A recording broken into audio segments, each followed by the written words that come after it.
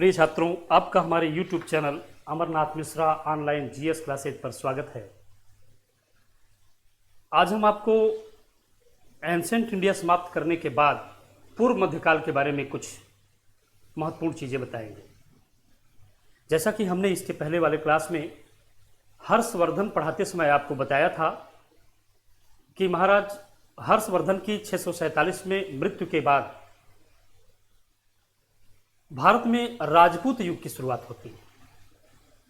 उसमें हमने बताया था कि हर्ष की मृत्यु के बाद कन्नौज में आयुध वंश की स्थापना हुई और आयुध वंश की स्थापना हर्षवर्धन के सेनापति अर्जुन ने किया था। अर्जुन के ही वंशज चक्रायुध और वज्रायुध, ये दोनों भाई जिस समय आपस में कन्नौज की सत्ता के लिए संघर्षरत थे, ऐसे ही समय कन्नौज की महत्ता को समझकर उस पर राज्य करने के लिए, उस पर अधिकार करने के लिए तीन शक्तियों ने आक्रमण किया। कन्नौज पर सबसे पहला आक्रमण प्रतिहारों का हुआ। गुर्जर प्रतिहार वंश के राजा वत्सराज ने कन्नौज पर आक्रमण किया।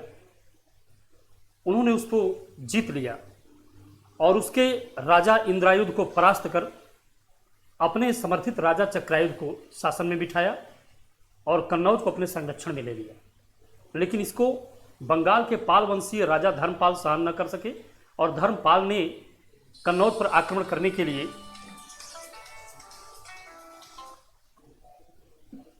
हेलो बेटे, क्लास है, अभी आप रखिए, बाद में बात कीजिएगा।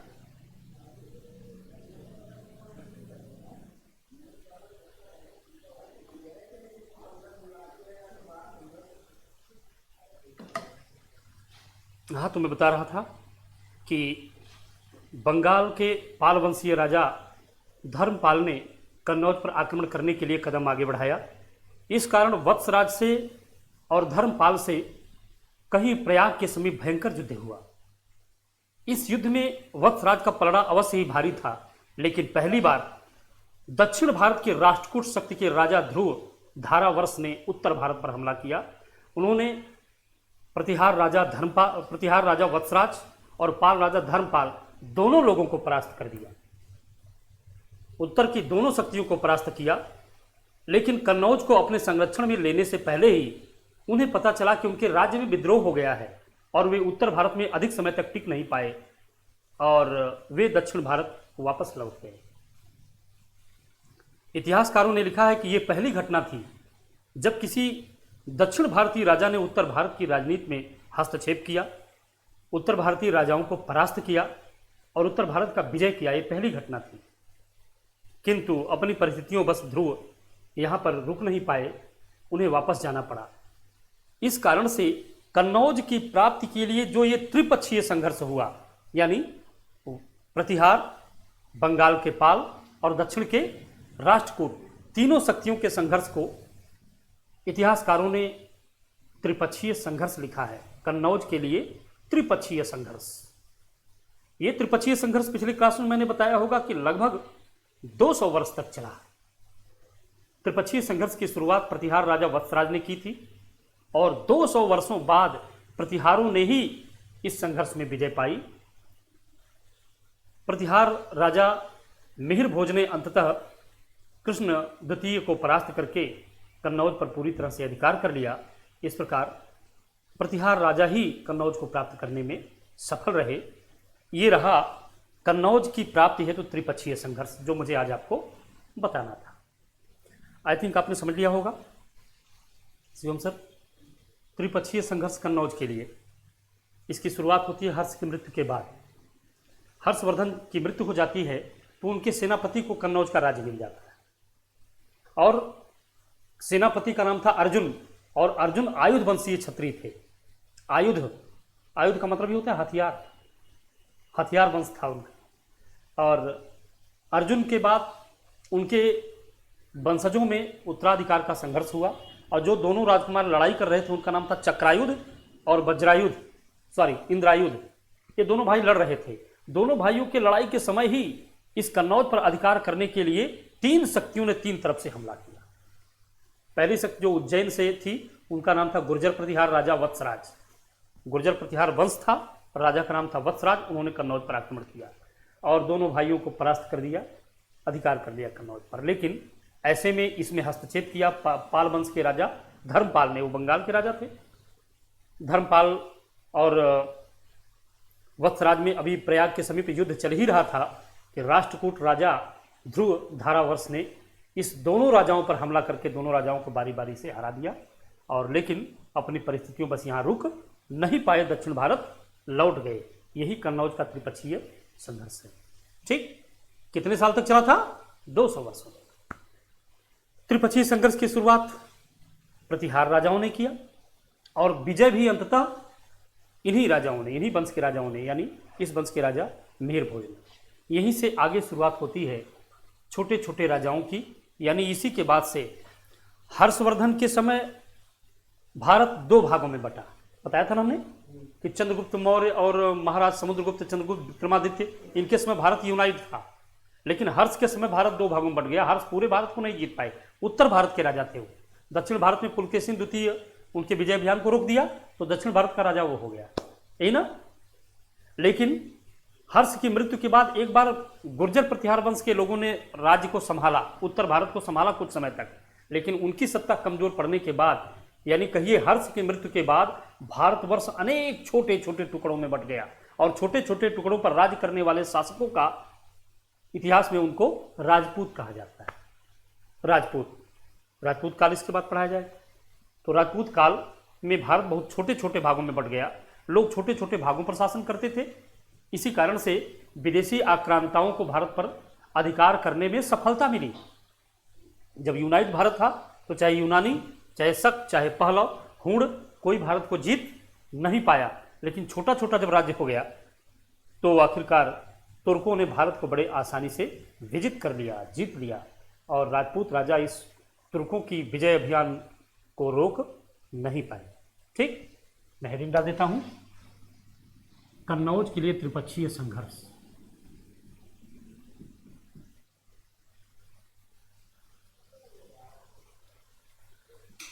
कन्नौज के लिए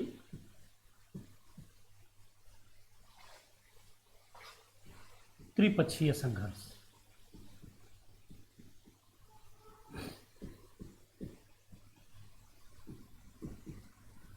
ठीक, हमने क्या बताया? हर्ष के बाद कन्नौज में आयुध वंश की स्थापना हुई, यही ना।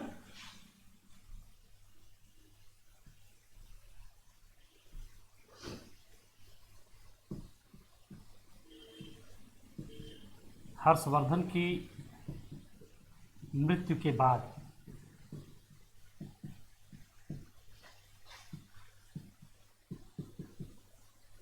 कन्नौज पर हर्ष के सेनापति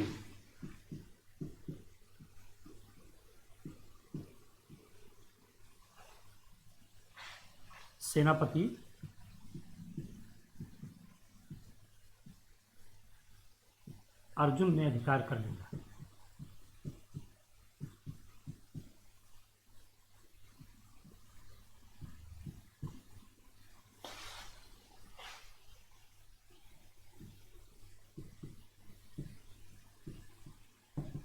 आयुध वंश की स्थापना की।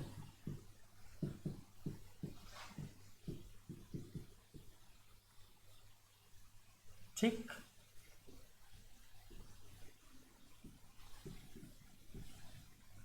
इस वंश के दो राजकुमार इंद्रायुध और चक्रायुध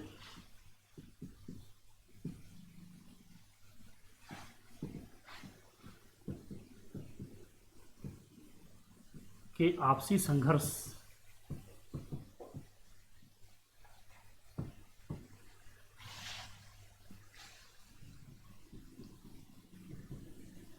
का लाभ उठाकर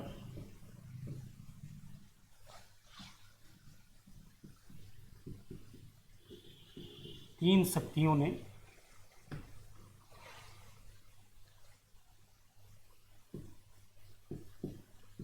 भारत की तीन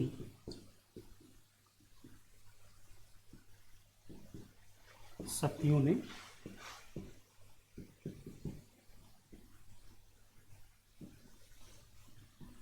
कन्नौज पर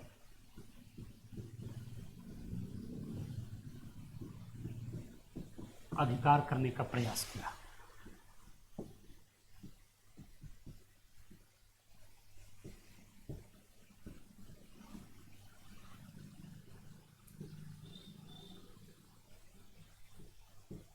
इसी संघर्ष को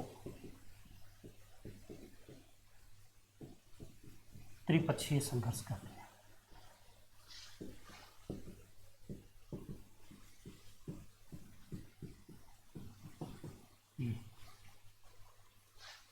ठीक, ये रहा त्रिपक्षीय संघर्ष।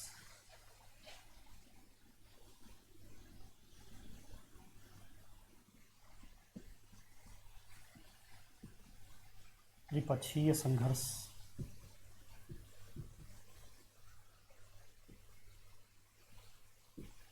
के राजा, 3 राजा हुए। गुर्जर प्रतिहार, ये ऐसे लिख दें। वत्सराज, इनको लिखेंगे गुर्जर प्रतिहार वंश।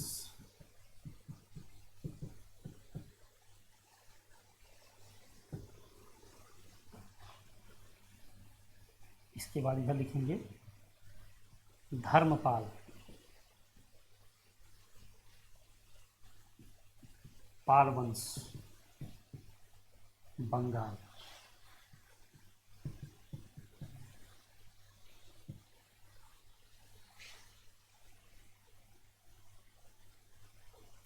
इधर लिखेंगे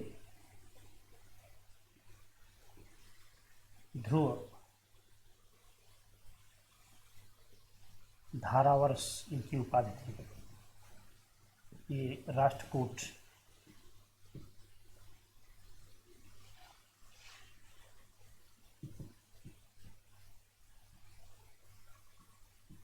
दक्षिण भारत। ठीक, गुर्जर प्रतिहार ये उज्जैन से थे।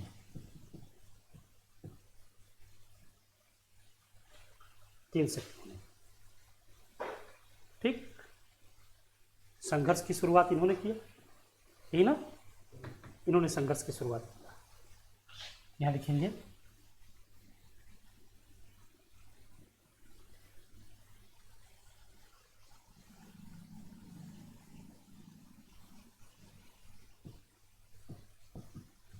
संघर्ष की शुरुआत की।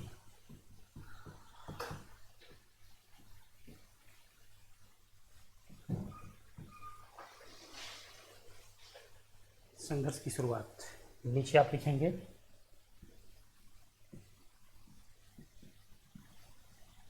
त्रिपक्षीय संघर्ष लगभग 2 वर्षों तक चला, 200 वर्ष।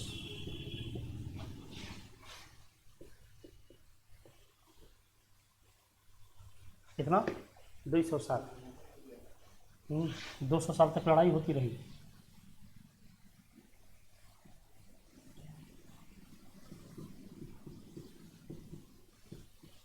त्रिपक्षीय संघर्ष की शुरुआत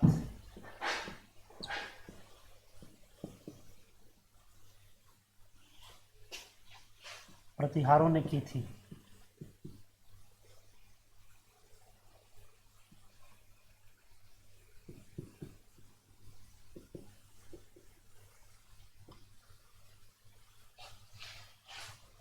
तथा प्रारंभिक विफलताओं के बाद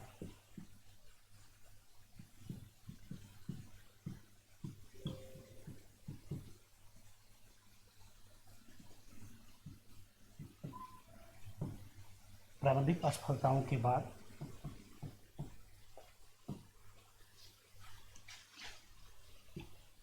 अंततः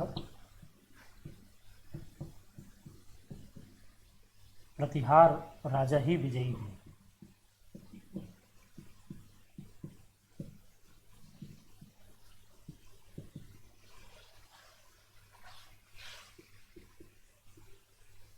राजा मिहिर भोज ने यह युद्ध जीता। ये रहा त्रिपक्षीय संघर्ष, प्लीज नोटेड। इसके बाद मैं कुछ राजपूतों के नाम बता दूं, फिर आज क्लास ओवर। इतना ही, त्रिपक्षीय संघर्ष इतना ही रहेगा, ठीक। मिटा दूं।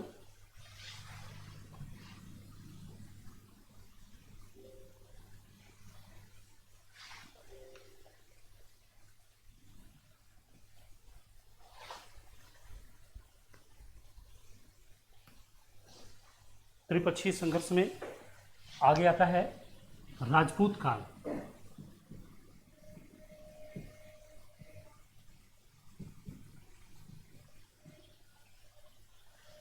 राजपूत काल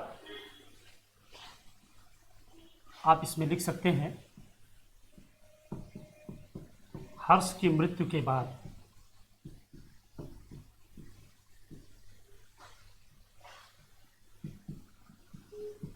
प्रतिहारों ने उत्तर भारत को कुछ समय एकता के सूत्र में बांधा।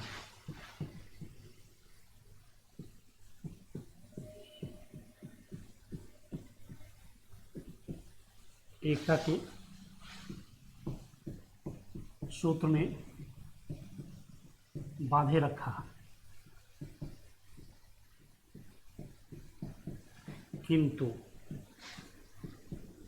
इसके बाद भारत अनेक छोटे छोटे टुकड़ों में टूट गया। या छोटे छोटे राज्यों में बंट गया।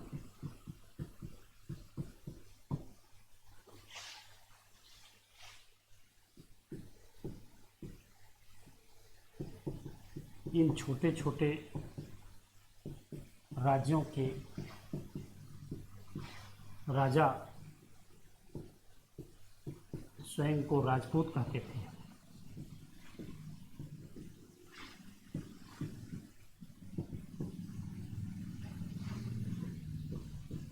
इनके काल को राजपूत काल कहा गया।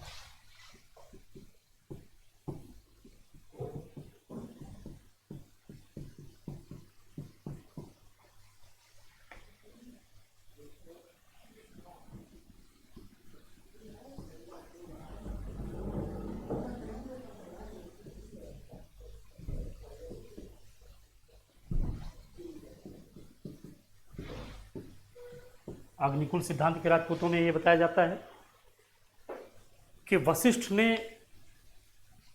दुष्टों से अपनी रक्षा हेतु आबू पर्वत राजस्थान में एक यज्ञ किया। उस यज्ञ से यज्ञ देवता ने 4 राजपूतों को जन्म दिया, चौहान, चालुक्य, परमार, प्रतिहार। इन 4 राजपूतों को अग्निकुल सिद्धांत का राजपूत माना जाता है, ठीक। पृथ्वीराज चौहान वगैरह चौहान कुल के राजपूत थे। और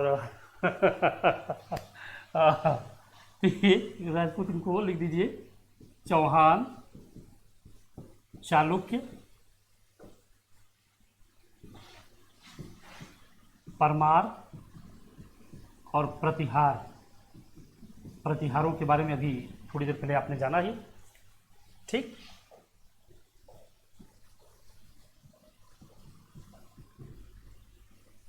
कुमारपाल के वर्ण रत्नाकर में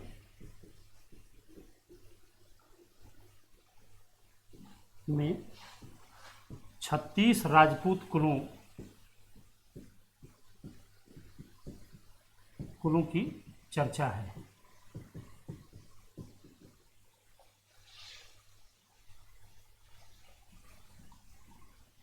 कुछ राजपूत वंश और उनके संस्थापक के बारे में जान लें। कुछ राजपूत वंश और उनके संस्थापक कौन कौन थे, इनको बस थोड़े में आपको बताना है। जैसे प्रतिहार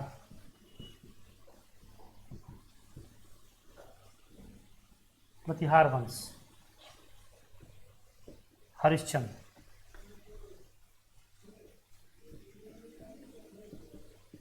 संस्थापक हरिश्चंद्र, ये प्रतिहार वंश के संस्थापक थे। परमार,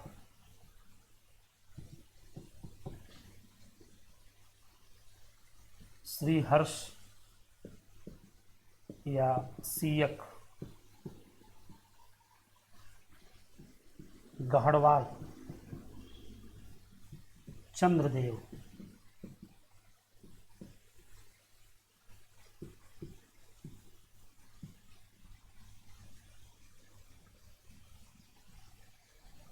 चालुक्य, मूलराज,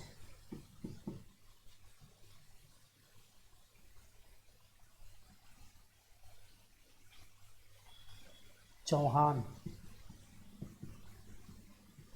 चौहान वंश के वासुदेव,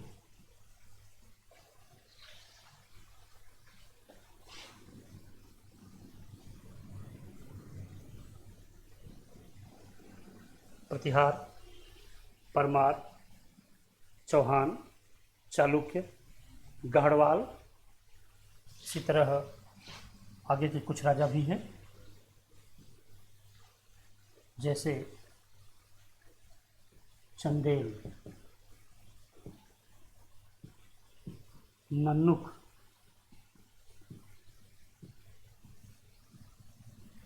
नन्नुक के वंश के राजा थे। इसी तरह शाही वंश, अफगानिस्तान, कल्लर,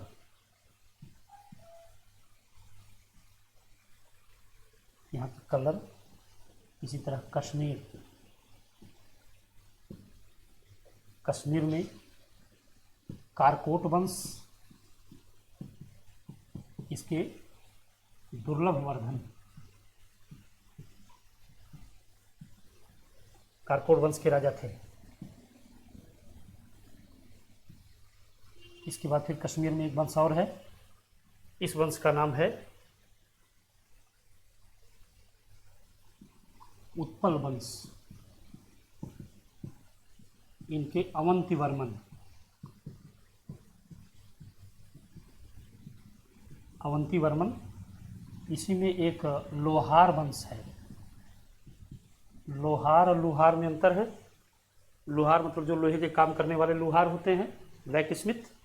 ये लोहार ठाकुरों का एक वंश है और इसके संस्थापक थे संग्राम राज। ये ठीक। इसमें बंगाल के सेन और पाल वंश भी हैं, तो इनके बारे में भी ऐसे ही जान लें। बंगाल, बंगाल का पाल वंश, पाल वंश के राजा का नाम है गोपाल। बंगाल का पाल वंश गोपाल और बंगाल का सेन वंश। हटा दें यहाँ से, यहां लिखे